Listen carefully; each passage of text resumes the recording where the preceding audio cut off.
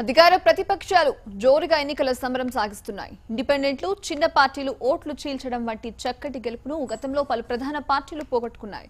ఈ పరిస్థితిని అధిగమించడానికి వైసీపీ అన్ని జాగ్రత్తలు తీసుకుంటుంది. ప్రజాశాంతి పార్టీ నుంచి సాధ్యమైనంత వరకు ఓట్లు చీలకుండా ఉండేందుకు ప్రధానంగా ఈ చర్యలు చేపట్టింది. ప్రసార మాధ్యమాల కన్నా ఫ్యాన్ గుర్తును నేరుగా ఓటర్ వద్దకు చేర్చేందుకు వైసీపీ అసలేం చేయబోతోంది? అసలు వైసీపీ వ్యూహాలేమిటి? ఓసారి చూద్దాం. ఏపీ ఎన్నికల్లో ఎలాగైనా విజయం సాధించాలని వైసీపీ పట్టుదలతో ప్రయత్నాలు సాగిస్తుండగా సందట్లో సడేమియాల పాల్ పార్టీ వచ్చి వైసీపీకి తలనొప్పి రప్పిస్తోంది. దాదాపు 35 అసెంబ్లీ నియోజకవర్గాల్లో 4 పార్లమెంటు నియోజకవర్గాల్లో 2 పార్టీల అభ్యర్థుల పేర్లు ఇంచుమించు ఒకేలా ఉన్నాయి. దీంతో ఈ నియోజకవర్గాల్లో 5 నుంచి 10,000 ఓట్లు చీలిపోయే అవకాశం ఉందని వైసీపీ భావిస్తోంది. ప్రజాశాంతి పార్టీ అభ్యర్థులతో పాటు ఆ పార్టీకి కేటాయించిన హెలికాప్టర్ రెక్కల గుర్తును మార్చాలని వైసీపీ నేతలు ప్రతినిత్యం కేంద్ర ఎన్నికల సంఘానికి ఫిర్యాదులు చేస్తూనే ఉన్నారు. అయితే ఇప్పటికే నామినేషన్ ప్రక్రియ ముగియడం జరిగింది. అన్ని పార్టీల అభ్యర్థుల జాబితాను ఎన్నికల సంఘం ప్రకటించింది. దీంతో ప్రజాశాంతి పార్టీ హెలికాప్టర్ గుర్తుపై ఎంతవరకు ఈసీ యాక్షన్ తీసుకుంటుందో తెలియని పరిస్థితి నెలకొంది. ఎన్నికల ప్రచారానికి అతి తక్కువ సమయం ఉండడంతో వైసీపీ ఈ అంశంపై ప్రత్యేక దృష్టి పెట్టి ప్రత్యామ్నాయ మార్గాల ద్వారా తమ పార్టీ గుర్తును విస్తృతంగా ప్రజల్లోకి తీసుకెళ్లాలని నిర్ణయం తీసుకుంది. ఇందుకు అనుగుణంగా క్షేత్రస్థాయిలో పార్టీ క్యాడర్కు ఆదేశాలు జారీ చేసింది.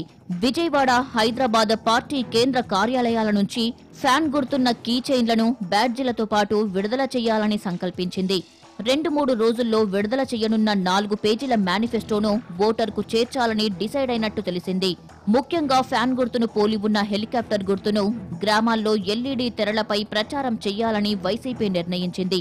ఈ ఫ్యాన్ కి ఎవరైతే వేస్తారో వాళ్ళు కొంతమంది ఏజ్డ్ పీపుల్ ఎవరైనా కూడా ఈ హెలికాప్టర్ పైన ఫ్యాన్ ఉంటుంది కాబట్టి దాన్ని చూసి ఆ హెలికాప్టర్కి కొన్ని ఓట్లు అంటే 2-3 వేల ఓట్లైనా కూడా వైఎస్ఆర్ కాంగ్రెస్ పార్టీ యొక్క ఓట్లను చీల్చాలన్న ఒక దురుద్దేశంతో చంద్రబాబు నాయుడు గారు కేఏ పాల్ ముసుగులో ఈరోజు ఈ నామినేషన్స్ వేపించడం జరిగింది.